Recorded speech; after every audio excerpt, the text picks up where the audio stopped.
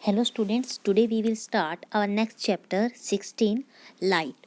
तो यहाँ पर लाइट क्या है जो आपने पिछले सेशन में पढ़ा था, जो 7th क्लास में था। लेंस के बारे में पढ़ा था, मिरर के बारे में पढ़ा था एंड लाइट का भी कुछ इंट्रोडक्शन हुआ था कि लाइट क्या होती है। एक तरह से लाइट आपकी एनर्जी की फॉर्म होती है। किस चीज़ की फॉर्म होती है? एनर्जी की फॉर्म। और ये कैसे ट्रैवल करती है? स्ट्रेट पाथ में ट्रैवल करती है। इसका सबसे बेस्ट एग्जांपल कौन सा है? सनलाइट। आपकी सनलाइट क्या होती है? स्ट्रेट हमारे पास आती है, या फिर अगर आपके रूम में कोई विंडो है तो विंडो के थ्रू उसकी लाइट कैसे आती है? बिल्कुल स्ट्रेट, वो स्ट्रेट पाथ में ट्रैवल करती है एंड एनर्जी की फॉर्म में होती है।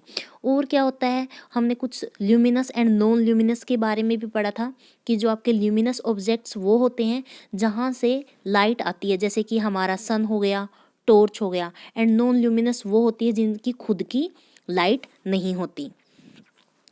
तो यहाँ पर हम स्टार्ट करते हैं लॉज ऑफ रिफ्लेक्शन। अब ये रिफ्लेक्शन क्या है? रिफ्लेक्शन भी हमने पिछले सेशन में थोड़ा सा पढ़ा था कि कोई लाइट को अगर हम बोलते हैं कि लाइट रिफ्लेक्ट हो रही है, डैट मीन्स कोई लाइट स्ट्रेट पाथ में ट्रैवल कर रही है और आगे यहाँ पे कोई मान लो मिरर रखा हुआ है। ये छोटी छोटी डॉटेड लाइन का मतलब होता है ये पीछे पॉलिश हुई होती है। जैसे हमारा प्लेन मिरर होता है ना, तो लाइट यहाँ से ट्रैवल करती हुई आई और फिर यहाँ से क्या हो गया? रिफ्लेक्शन हुआ। मतलब कि लाइट का पाथ रिफ्लेक्ट के थ्रू हमें बाउंस होता हुआ दिखाई दिया, डाइवर्ट होता हुआ दिखाई दिया, तो इसको हम बोलते हैं रिफ्लेक्शन। अब हम यहाँ पे लॉ ऑफ रिफ्लेक्शन पढ़ेंगे। आपका इस लेसन में यही मेन टॉपिक है, बट उससे पहले हमें रिफ्लेक्शन का पता होना चाहिए और इसका पाथ का पता होना चाहिए। 1 मिनट, हम स्टार्ट करते हैं। तो सबसे पहले आपका यहाँ पर है incident ray and reflected ray. Incident क्या होता है एंड रिफ्लेक्शन क्या होता है? अब आपको ये पता है कि हम जो अपनी इमेज देखते हैं मिरर के अंदर, वो क्या होती है? हमारी इमेज होती है, वो किस चीज़ से फॉर्म होती है? ऑब्जेक्ट से फॉर्म होती है। डैट मीन्स मान लो ये आपका प्लेन मिरर है, ये यहाँ पर आप स्टैंड करते हो, तो यहाँ पर आपकी मिरर में क्या बनेगी? इमेज बनेगी। और एंड आपको ये भी पता होता है जो मिरर की इमेज होती है प्लेन मिरर में, अगर आपका डिस्टेंस इतना है तो जो प्लेन मिरर के अंदर इमेज बनती है तो उसका डिस्टेंस भी सेम होता है। अब यहाँ पर incident ray and reflected ray मैं आपको मिरर की हेल्प से नहीं, डायग्राम की हेल्प से बताऊंगी कि कैसे ये रिफ्लेक्टेड और इंसिडेंट रे होती है। तो सबसे पहले हम क्या करते हैं, एक तरह से ऑब्जेक्ट या मिरर को कंसीडर कर लेते हैं एक तरह से स्लिट की तरह पे। फिर हम क्या करेंगे, मान लो ये आपकी टॉर्च है और टॉर्च से यहाँ से क्या रे निकली। फिर मिरर क्या करता है, जैसे आप क्लासरूम में बैठते हो या कहीं भी आप घर पे बैठे हो तो क्या करो, अपनी वॉच का या कोई भी मिरर आपके पास मिरर का पीस है, आप सनलाइट की और थोड़ा सा डाइवर्ट करके देखो तो उसका रिफ्लेक्शन आपकी दीवार पर दिखाई देगा आपको। तो वो क्या हुआ, मतलब कि वो बाउंस हो गई, रे डाइवर्ट हो गई, और उसकी हमें यहाँ पर क्या दिखती है? कुछ लाइट टाइप की शेप दिखती है। तो अब बात है, ये रे जो ऑब्जेक्ट से जाकर टकराई इसको हम बोलते हैं इंसिडेंट रे। क्या बोलते हैं इसको? Incident ray. एंड जो ये वाली रे हमें दिखाई दे रही है जो बाउंस होके चली गई है, इसको हम बोलते हैं रिफ्लेक्टेड रे। बात समझ में आ गई? इसको क्या बोलोगे आप? Reflected ray. नेक्स्ट हमारा है नॉर्मल। नॉर्मल क्या होता है मैं यहाँ से बता रही हूँ आपको। जैसे कि अभी मैंने आपको बताया कि जो रे मिरर की तरफ जाती है उसको हम क्या बोल रहे हैं? Incident ray. एंड जो वहाँ से टकरा कर या रिफ्लेक्ट होकर वापस आती है उसको बोलते हैं रिफ्लेक्टेड रे। तो हम क्या करेंगे, नॉर्मल मतलब कि एक 90 डिग्री का एंगल बनाएंगे। किस पॉइंट के ऊपर? जहाँ पर वो मिरर से जाकर या किसी भी ऑब्जेक्ट जो जिससे वो रिफ्लेक्ट हुई है, तो ये क्या है, जहाँ से वो पॉइंट, ये वो पॉइंट है जहाँ पर आपकी रे स्टार्टिंग में इंसिडेंट हुई, तो उसके ऊपर हम एक स्ट्रेट लाइन बनाएंगे। स्ट्रेट लाइन को ही हम क्या बोलेंगे? नॉर्मल। इतनी बात समझ में आ गई कि नॉर्मल क्या होता है? तो ये आपका एक तरह से फिगर है, angle of incidence and angle of reflection. अब जो रे आपकी नॉर्मल के साथ एंगल बना रही है ये वाला, उसको बोलेंगे हम एंगल ऑफ इंसिडेंट। एंड जो रिफ्लेक्टेड रे नॉर्मल के साथ एंगल बनाएगी उसको बोलेंगे एंगल ऑफ रिफ्लेक्शन। इतनी बात क्लियर हो गई? मैं फिर भी आपको दोबारा बता देती हूँ। मान लो ये आपका ऑब्जेक्ट है, यहाँ पे नीचे की तरफ मान लो मैंने टॉर्च यहाँ से, ये मेरी टॉर्च है, यहाँ से लाइट आई, यहाँ पे टकराई, ये मेन पॉइंट हो गया जहाँ पर वो इंसिडेंट हुई, तो ये हो गई इंसिडेंट रे। फिर वो रिफ्लेक्ट होकर यहाँ चली गई, ये हो गई मेरी रिफ्लेक्टेड रे। फिर इस पॉइंट के ऊपर मैंने एक स्ट्रेट लाइन ड्रॉ की, तो जो स्ट्रेट लाइन इंसिडेंट रे के साथ एंगल बनाती है उसको बोलते हैं एंगल ऑफ इंसिडेंस, एंड जो स्ट्रेट लाइन एंगल जो आपकी रिफ्लेक्टेड रे बनाती है उसको बोलते हैं एंगल ऑफ रिफ्लेक्शन। और इन एंगल ऑफ इंसिडेंट को हम आई की हेल्प से शो ऑफ करते हैं, एंड एंगल ऑफ रिफ्लेक्शन किससे नोटिफाइड करते हैं हम, आर से। तो नेक्स्ट देखो, नेक्स्ट यहाँ पर देखो एक बात बोली गई है, angle of incidence is always equal to angle of reflection, और this is known as the law of reflection. तो आपकी मेन ये है कि लॉ ऑफ रिफ्लेक्शन क्या होता है, तो यही होगा कि जो आपका एंगल ऑफ इंसिडेंट है that means I is equal to angle of reflection that means R. आप ये बोल सकते हो कि जो आप angle of incident is equal to angle of reflection, यही आपका एंगल ऑफ रिफ्लेक्शन है। फिर आपको बताना पड़ेगा where I is the angle formed between the incident ray and normal ray, and angle R is the angle formed between the reflected ray and the normal। इतना topic clear हो गया। चलो आगे चलते हैं। यहाँ पर एक एक्टिविटी 16.2 करके दिखाई गई है, पिक्चर्स में देख लो, पिक्चर में देखते ही समझ में आ जाएगा। यहाँ पे क्या दिखा रखा है,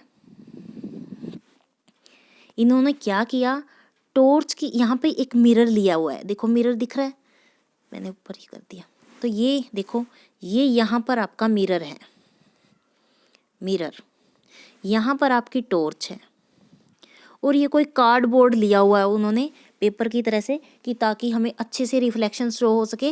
मतलब कि कार्डबोर्ड के अंदर इन्होंने बिल्कुल छोटा सा होल किया हुआ है, उससे क्या हो रहा है, एक रे जाकर हमारे मिरर से टकरा रही है, फिर वहाँ से वो क्या हो रही है, रिफ्लेक्ट हो रही है, तो उन्होंने रिफ्लेक्शन शो कर रखा है। आगे क्या है, यहाँ पे देखो बिल्कुल अच्छे से रिफ्लेक्शन शो ऑफ हो रही है, बट सेकंड वाले फिगर में देखो, ये देखो यहाँ पे बिल्कुल अच्छे से दिख रही है, ये जो आपकी रिफ्लेक्शन टॉर्च से मिरर तक है इसको हम बोलेंगे इंसिडेंट रे, और जो ये वाली है इसको बोलेंगे हम रिफ्लेक्टेड रे, एंड जो नॉर्मल है वो कहाँ होगा, यहाँ पर। और ये सारे के सारे क्या होते हैं, सेम प्लेन में होते हैं। प्लेन मतलब कि जैसे कि आपको पता नहीं आपके मैथ में आया है नहीं, एक्स वाई जेड प्लेन होते हैं, एक 3 डायमेंशनल होता है, तो ये सेम प्लेन में होते हैं। मतलब कि सेम प्लेन हमको हमें दिख रहा है, ये उस साइड नहीं गया, जैसे कि ये आपका एक्स वाई, ये यहाँ पे सेम प्लेन में, मतलब कि जो भी आपकी एक्टिविटी हो रही है ये हमें एक ही प्लेन में दिखाई दे रही है। ये एक्टिविटी से हमें ये शो ऑफ करना चाहते हैं। नेक्स्ट देखो, the incident ray, the normal at the point of incidence and the reflected ray all lie in the same plane, this is another law of reflection। ये law of reflection का दूसरा वाला point है। First वाला क्या था कि जो आपका angle of reflection, angle of incident is equal to angle of reflection, and second ये है कि जो आपकी इंसिडेंट रे है, जो आपका नॉर्मल है, और जो आपका पॉइंट ऑफ इंसिडेंस है, वो सभी के सभी क्या हैं, सेम प्लेन में लाई करते हैं। आगे देखो, यहाँ पर थोड़ा कंजस्टेड डायग्राम है, बट प्लेन मिरर के अंदर इमेज कैसे फॉर्म्ड होती है। प्लेन मिरर में आपने 7th क्लास में अच्छे से पढ़ा होगा कि जो आपके प्लेन मिरर होता है उसमें इरेक्ट इमेज होती है, रियल इमेज होती है, या वर्चुअल इमेज होती है। तो वो अब हम यहाँ पे थोड़ा सा डीप में पढ़ेंगे। देखो अब क्या हुआ, ये हमारा आप सपोज करो फेस है, और फेस के अंदर ये आइज़ है। जैसे ही आइज़ ने मिरर के अंदर देखा, ओके, तो क्या हुआ, जो रियल में रेज कहाँ से आ रही है, ये आपका ऑब्जेक्ट है, ऑब्जेक्ट से रे क्या हुई, यहाँ पर इंसिडेंट हुई, और इंसिडेंट होते ही ये कहाँ पर दिखी, हमारी आँखों में रिफ्लेक्ट होकर चली गई।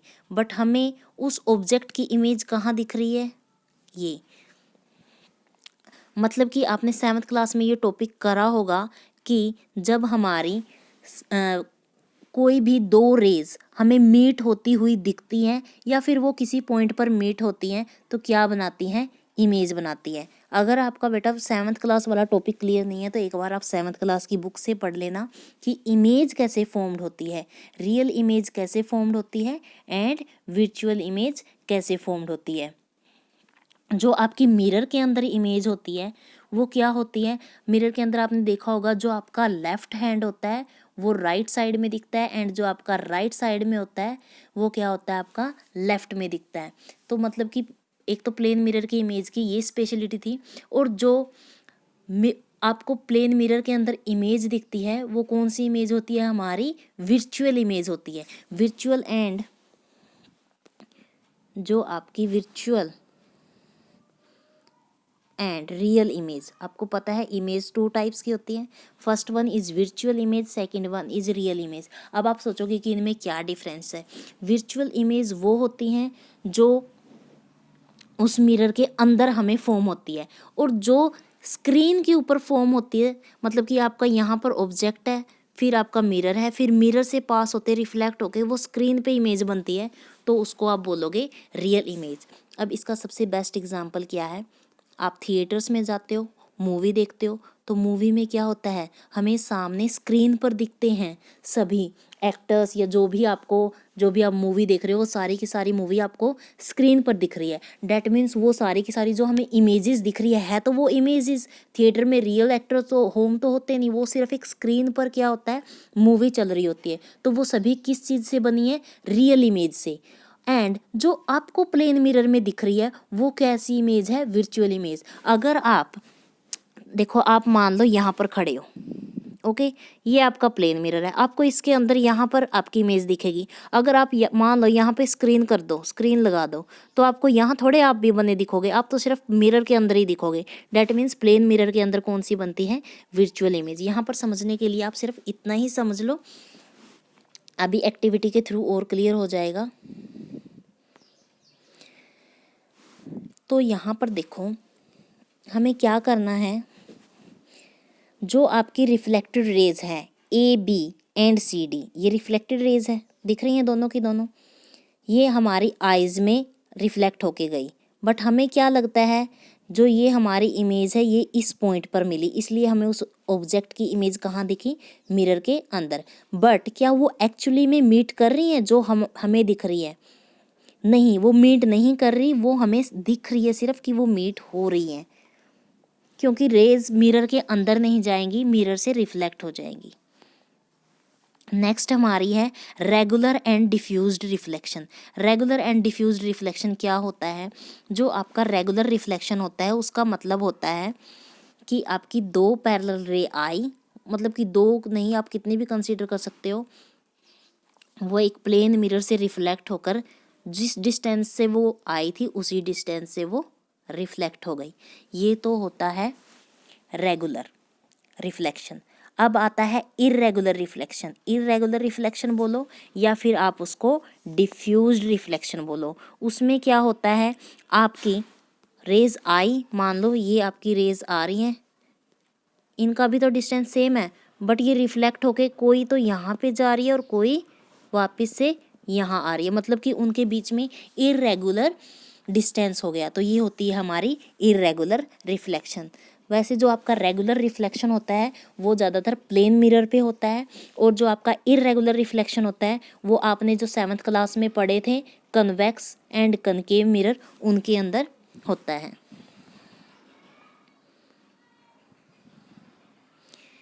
आगे देखो, ये यहाँ पर इमेज दिखाई गई है इर्रेगुलर रिफ्लेक्शन की एंड रेगुलर रिफ्लेक्शन की। नेक्स्ट देखो, do we see all object due to reflected light. क्या हमें जो भी ऑब्जेक्ट दिख रहे हैं, जो भी मान लो आप अभी बुक की तरफ देखोगे, मोबाइल की तरफ देखोगे, पेन की, पेंसिल की तरफ, तो क्या आपको वो जो ऑब्जेक्ट दिख रहे हैं वो सभी के सभी लाइट के रिफ्लेक्शन की वजह से दिख रहे हैं? Nearly everything you see around is seen due to reflected light. कुछ भी देखो वो रिफ्लेक्शन की हेल्प से ही पॉसिबिलिटी हुई, ये आप आगे जाके समझोगे हमारी आइज़ का फंक्शन, फिर पता चलेगा कि रिफ्लेक्शन बहुत ही इम्पोर्टेंट रोल करता है हमारी लाइफ में। Moon for example receive light from the sun. अगर आप ये सोचो, आपको पता है मून की खुद की लाइट नहीं होती, वो हमें तभी दिखता है जब उसके ऊपर सनलाइट पड़ती है। That's how we see the moon.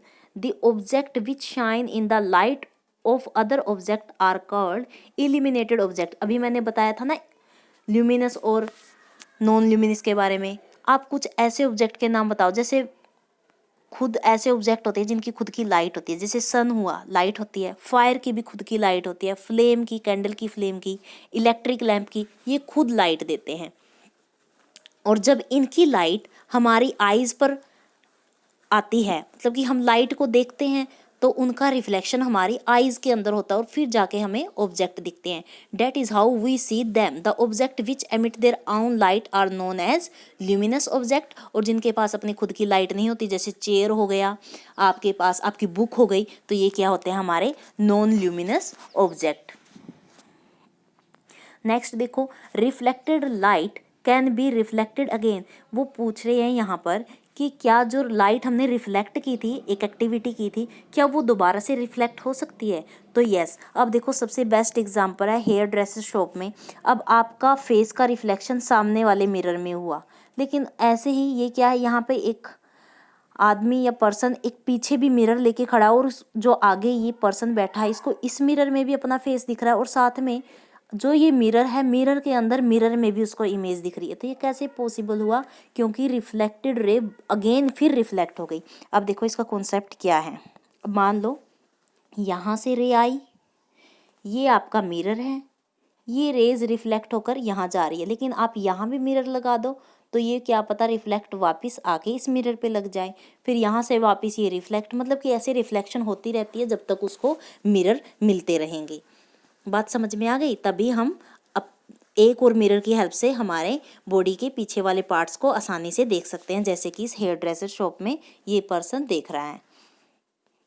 That means हम मल्टीपल इमेजेस क्रिएट कर सकते हैं। यहाँ पे देखो एक्टिविटी 16.5 में क्या दिखाया गया है।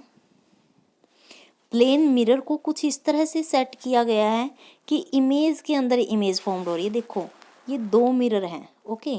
अब हमने यहाँ पे एक कॉइन रखा तो इसकी इमेज इसके अंदर भी फॉर्म्ड हो गई और इसके अंदर भी फॉर्म्ड हो गई, बट एक मिरर ये लगा है तो अब जो इस मिरर के अंदर इमेज फॉर्म्ड हुई अब वो उसके अंदर हो गई, ऐसे इसकी इमेज इस मिरर के अंदर फॉर्म्ड हो जाएगी।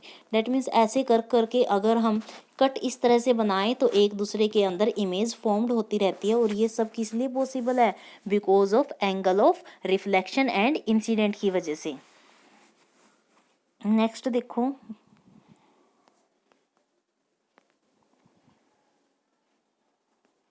यहाँ पर क्या किया हुआ है, इस एक्टिविटी में दो प्लेन मिरर को आमने सामने रखा गया है पैरेलल में, तो इमेज दिखाई गई है कि कैसे वो एक दूसरे में फॉर्म होती हैं। नेक्स्ट हमारा टॉपिक है कैलाइडोस्कोप। क्या होता है kaleidoscope? To make a kaleidoscope get 3 rectangular mirror strip. हमें 3 रेक्टेंगुलर मिरर स्ट्रिप चाहिए, जैसे कि इसमें दिखाई गई है। हमें इनको क्या करना है? ज्वाइन करना है इस तरह से कि वो प्रिज्म बन जाए। फिर इनको हम क्या करेंगे? एक सर्कुलर कार्डबोर्ड ट्यूब के अंदर फिक्स कर देंगे। जैसे कि देखो ये सर्कुलर कार्डबोर्ड बनाया है और फिर इसके अंदर ये दिखाई देता हुआ दिख रहा होगा, फिक्स कर दिया। Choose one end of the tube by a cardboard disc having a hole in the centre. और कार्डबोर्ड ऐसे देखो, जैसे ये कार्डबोर्ड दिखाया गया है और इसके बीच में क्या करना है? एक सेंटर में आपको होल करना है। To make the disc durable, हमें अगर डिस्क ड्यूरेबल बनानी है, मतलब ज़्यादा लॉन्ग टाइम चले, paste a piece of transparent plastic sheet under the cardboard disc. तो जो ये कार्डबोर्ड डिस्क दिख रही है इसके अंदर हम क्या यूज़ कर लेंगे? एक तरह से ट्रांसपेरेंट प्लास्टिक शीट। वैसे तो प्लास्टिक का बट होगी ट्रांसपेरेंट। होप कि आपको ट्रांसपेरेंट के बारे में पता होगा, नहीं पता होगा तो आप सर्च मार लेना। Touching the mirror fix a circular plane glass. ऐसे ही आपको इस मिरर को टच करके क्या करना है? जो ये सर्कुलर प्लेन ग्लास है इसकी प्लेट को फिक्स करना है। फिर इस ग्लास प्लेट को कहाँ पे रखना है? Place several small pieces of coloured glass, broken piece of coloured bangles. इसके अंदर हमें कुछ जो भी ये कुछ भी मटेरियल डाल दो आप, जैसे कि ये डाल के दिखा रहे हैं आपके पास जो भी बैंगल्स हैं या कलर्ड पेपर है, हमें क्या करना है वो सारा का सारा इसके अंदर डालना है और फिर इस एंड को हमें बंद कर देना है by ground glass plate, allow enough space for the colour piece to move around. और इस तरह से स्पेस छोड़ना है कि हमें क्या दिखे, वो ऐसे घूमता हुआ दिखाई दे। फिर हमें क्या दिखेंगे, मल्टीपल रिफ्लेक्शन दिखेंगे, जिससे ये एक अच्छे से कलाइडोस्कोप बन जाएगा। नेक्स्ट देखो, आगे देखो, यही एक्टिविटी कंटिन्यू है। Your peep through the hole, you will be able to see a variety of pattern in the tube. Interesting feature of a kaleidoscope is that you will never see the same pattern again. आप again again same pattern क्यों नहीं देख रहे, क्योंकि वो reflection उसका बार बार change हो रहा है। Designers of wallpaper and fabric are artist use kaleidoscope to get ideas for new pattern. यहाँ पे बस उसका एडवांटेज बता रखा है आपके कलाइडोस्कोप का। जो डिज़ाइनर्स होते हैं उनको अगर अलग अलग चीज़ के डिज़ाइनर लेने हैं, फैब्रिक्स के लेने हैं, तो वो क्या करते हैं, कलाइडोस्कोप का यूज़ करते हैं ताकि आइडियाज़ आ जाए कि कौन सा पैटर्न बेटर रहेगा। To make your toys attractive you can wrap the kaleidoscope in a coloured paper. मतलब कि अगर आपको अपने खिलौनों को अट्रैक्टिव बनाना है तो आप कलाइडोस्कोप पेपर को उसके ऊपर पेस्ट कर सकते हो। नेक्स्ट देखो, सनलाइट वाइट और कलर्ड। अब सनलाइट हमें नॉर्मली हम क्या बोलेंगे कि सनलाइट तो येलो कलर की लाइट होती है, बट नो, जो आपकी सनलाइट होती है हम उसको वाइट लाइट बोलते हैं। अब बात ये आती है कि उसको वाइट लाइट क्यों बोलते हैं। अभी हमने 7th क्लास में भी पढ़ा था कि जो आपकी वाइट लाइट होती है उसके अंदर कितने कलर होते हैं, 7 कलर होते हैं। और 7 कलर को याद करने का भी मैंने बताया था, VIBGYOR। कितने कलर होते हैं, violet, indigo, blue, green, yellow, orange and red. ये सभी क्या होते हैं, वाइट लाइट के अंदर होते हैं। जैसे ही वाइट लाइट आपकी प्रिज्म के अंदर एंटर करती है तो वो 7 कलर्स में क्या हो जाती है, डिवाइड हो जाती है। और उनका पैटर्न यही होता है VIBGYOR, मतलब कि वायलेट समथिंग इस तरह से। यहाँ पर एक्टिविटी भी की गई है। एक्टिविटी के अंदर क्या दिखाया गया है, लाइट का डिस्पर्जन दिखाया गया है। डिस्पर्जन क्या होता है, अब बात आती है कि डिस्पर्जन ऑफ लाइट क्या होता है। डिस्पर्जन ऑफ लाइट का मतलब होता है splitting of light into colours is known as dispersion. जैसे ही आपकी वाइट लाइट या यू कैन से सन से आप रेज लेके आते हो और उसको प्रिज्म से पास करवाते हो, या फिर कोई भी ऐसा इंस्ट्रूमेंट लेते हो, इन्होंने क्या किया, जैसे ही सनलाइट आई उसको मिरर से रिफ्लेक्ट करवाया और फिर मिरर से आने वाली रेज को एक फॉइल से रिफ्लेक्ट करवाया। तो जहाँ उन्होंने क्या किया, यहाँ पर एक पेपर लिया और पेपर के ऊपर इमेज बनाई। ये वो वाला वाइट पेपर है जो आपका स्क्रीन जो थिएटर्स में यूज़ होता है। तो आपको दिख रहा होगा यहाँ पर आपको कलर में सबसे नीचे वायलेट है, फिर इंडिगो है, फिर ब्लू है, फिर ग्रीन है, फिर येलो है, फिर ऑरेंज है, फिर आखिरी में सबसे ऊपर क्या दिख रहा है आपको, रेड कलर दिख रहा होगा। तो ये होता है डिस्पर्जन ऑफ लाइट। ये किसकी हेल्प से मिल रहा है इनको, इन्होंने सनलाइट की हेल्प से ली है। आगे देखो, आगे आता है, अभी मैंने एक क्वेश्चन पूछा था आपको थोड़ी देर पहले कि क्या हर चीज़ जो भी हमारे अर्थ पे है वो रिफ्लेक्शन की वजह से हम देख पाते हैं या कुछ और भी प्रॉपर्टी होती है। तो मैंने उसका आंसर दिया था कि हर एक चीज़ रिफ्लेक्शन की वजह से ही हम एबल होते हैं देखने के। अब देखो, बहुत सारे आपने सुना होगा ब्लाइंड पर्सन होते हैं, तो वो क्यों नहीं ऑब्जेक्ट, अगर हमारी आंखों का रोल नहीं होता तो ब्लाइंड पर्सन देख पाते ऑब्जेक्ट्स को। डैट मीन्स हमारी आंखों में भी कुछ ऐसा कॉन्सेप्ट है, हमारी आंखों में भी रिफ्लेक्शन की कुछ ऐसी एक्टिविटी है जिनकी वजह से हम चीज़ें देख पाते हैं। आप अपनी आंखों को क्लोज करने के बाद कुछ भी नहीं देख पाते, क्यों, क्योंकि जैसे ही आप अपनी आंखों को क्लोज करते हो रिफ्लेक्शन की प्रोसेस रुक जाती है। या फिर ये सोचो कि वहाँ पे अंधेरा हो जाता है और अंधेरे में हम कोई भी ऑब्जेक्ट को नहीं देख सकते। That means reflection and light दोनों का मेन रोल है। तो अब हम अपनी आंखों के बारे में पढ़ेंगे।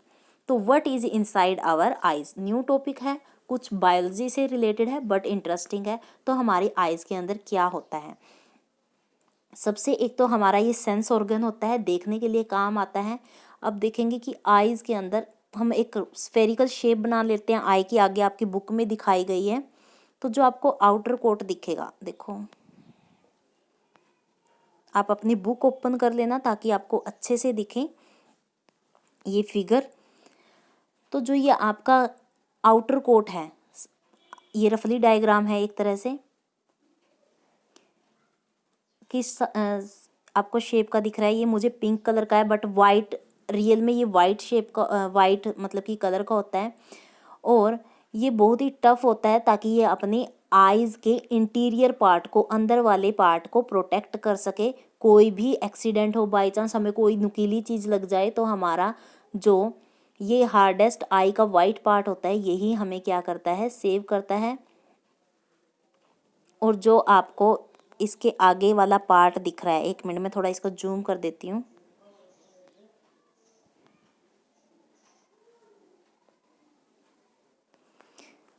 जो ये आपको यहाँ पर दिख रहा है, देखो ये वाला, तो ये क्या है आपका कॉर्निया। अब कॉर्निया के पीछे आपको एक डार्क मस्कुलर स्ट्रक्चर दिख रहा होगा, समझ में आ रहा है, देखो ये वाला। तो इसको हम क्या बोलते हैं, आइरिस बोलते हैं। आइरिस में यहाँ पे एक स्मॉल ओपनिंग है जिसको हम क्या बोलेंगे, प्यूपिल। यहाँ पे नहीं दिखाया गया, मैं कुछ और, आप नेट से देख सकते हो, वहाँ पे आइज़ का अच्छे से स्ट्रक्चर दिखाई देगा। तो इसको हम बीच में क्या बोलते हैं, प्यूपिल बोलते हैं। एक ओपनिंग छोटा सा स्ट्रक्चर होता है, आप अपनी आँखों में देखना, बिल्कुल छोटा सा। The size of the प्यूपिल is controlled by the iris. और वो जो आपका प्यूपिल का साइज है वो किसके द्वारा कंट्रोल्ड होता है, आइरिस के द्वारा। जैसे हम अंधेरे में क्या होता है, मान लो बिल्कुल डिम लाइट है, या फिर ये सोच लो चांद की रोशनी होती है और हमें कोई ऑब्जेक्ट देखना है, या फिर उसमें हम क्या करते हैं, बुक को पढ़ने की कोशिश करते हैं, तो हम बिल्कुल अपनी आंखों को इतना फाड़ लेते हैं, मतलब कि, तो क्या होता है, जो हमारा आइरिस होता है ना वो एक तरह से एक्सपेंड हो जाता है, जिससे हमारा प्यूपिल का साइज बड़ा हो जाता है और चीज़ों को हम आसानी से देख पाते हैं। तो the iris is the part of that eye which give it its distinctive colour. और प्यूपिल की जो आपका आइरिस है उसी की वजह से हमारे आइज़ का कलर भी डिफरेंट डिफरेंट होता है। आइरिस की वजह से आपने देखा होगा कुछ पर्सन की आंखें ब्लू होती हैं, किसी की ब्राउन होती हैं, किसी की ग्रीनिश होती हैं, किसी की प्योर ब्लैक होती हैं। तो ये कलर आँखों का चेंज किसकी वजह से होता है, आपका आइरिस की वजह से होता है। देखो यहाँ पर मान लो अब ये आइरिस का ये कलर कैसा शेप दिखा रखा है, ब्लू कलर का दिखा रखा, मतलब कि उनकी आंखें क्या है, ब्लूइश है। बात समझ में आ गई। नेक्स्ट देखो, when we say that a person has green eyes we refer actually to the color of the iris। मतलब कि हम ये नहीं बोलेंगे कि उस बंदे की या उस पर्सन की आंखों का कलर ग्रीन है, मतलब कि हम ये कहना चाहते हैं अपनी साइंस की लैंग्वेज में कि जो उसकी आंखों में आइरिस है उसका कलर क्या है, ग्रीन है। The iris controls the amount of light entering into the eyes. और जो हमारा आइरिस होता है वही क्या करता है कि कितनी लाइट हमारी आंखों के अंदर जानी है वो कंट्रोल करता है। कैसे करेगा, देखो ये आपका लेंस है जहाँ पे आपकी लाइट रे एंटर होती है, बट ये जो आपका आइरिस है ये क्या होता है, अभी मैंने बताया था जैसे अंधेरे में क्या होता है, ये बिल्कुल ही कॉन्ट्रैक्ट हो जाता है, सॉरी एक्सपेंड हो जाता है। देखो जैसे हमें कोई चीज़ देखनी है, मैं एक रफली डायग्राम बना रही हूँ, ये लेंस है और ये आपका आइरिस है, ये नॉर्मली मान लो इस कंडीशन में है, और मुझे अंधेरे में कोई चीज़ देखनी है तो इसके लिए मुझे ज़्यादा से ज़्यादा लाइट अपनी आंखों में लेके आनी है। तो क्या होगा, वो आइरिस अपने आप इस तरह से एडजस्ट हो जाएगा, मतलब कि हमें लेंस थोड़ा ज़्यादा प्रोवाइड हो गया। देखो यहाँ पे बिल्कुल कम था, यहाँ पे ज़्यादा। फिर मान लो बहुत ज़्यादा तेज़ रोशनी है, जैसे हम ट्राई कर रहे हैं कि हमें सनलाइट को देखना है या सन को देखना, तो हम जैसे ही सन को देखेंगे तो हमारी आंखें बिल्कुल छोटी हो जाती है। उसमें क्या होता है, ये आइरिस ऐसे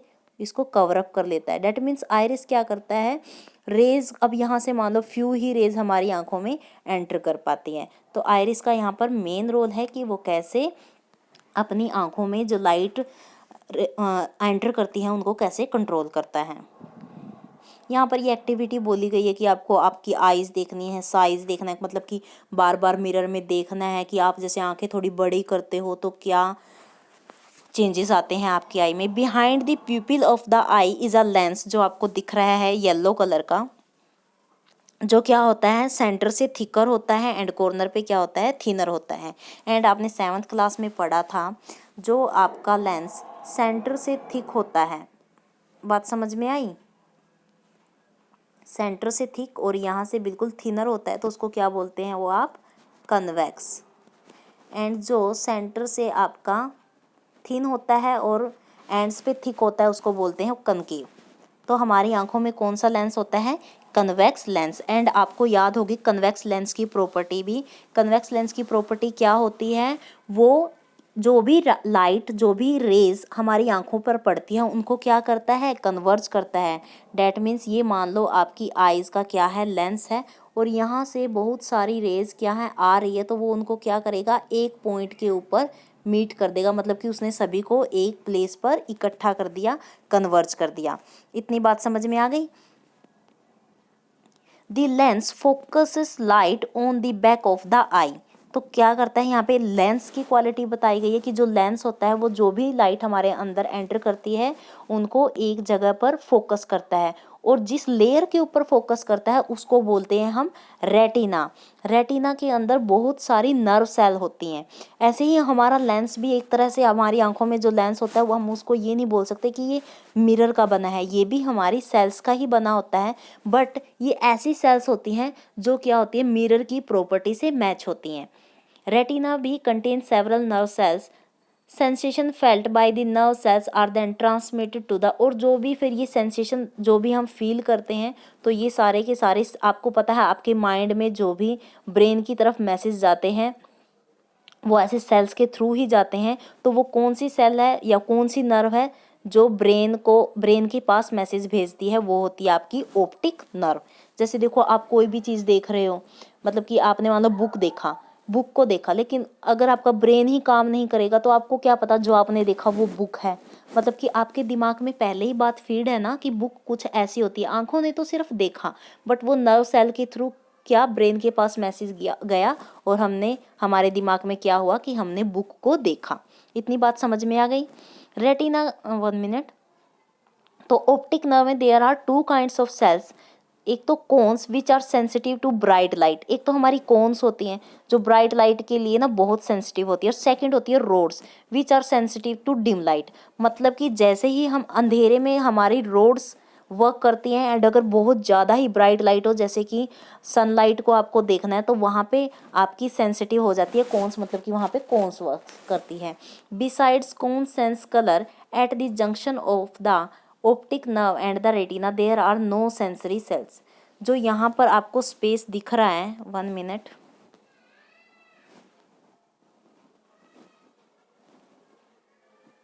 जो ये जंक्शन दिख रहा है आपको ऑप्टिक नर्व और रेटिना के बीच में, यहाँ पर ऐसी कोई भी सेंसरी सेल नहीं होती, मतलब कि यहाँ।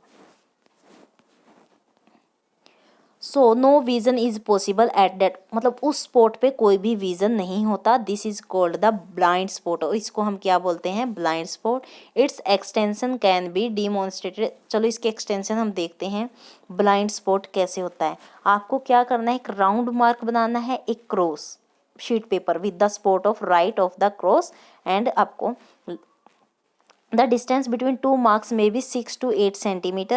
Hold the sheet of paper at arm's length from the eye. Close your left eye. आपको क्या करना है, लेफ्ट आई क्लोज करनी है। Look continuously at the cross, आपको क्रॉस की तरफ देखते ही रहना है। Move the sheet slowly toward you, और फिर अपनी तरफ धीरे धीरे वो शीट लेके आनी है। कीपिंग योर आई, और आपको अपनी आंखें क्रॉस पर ही रखनी है, मतलब कि झपकानी नहीं है।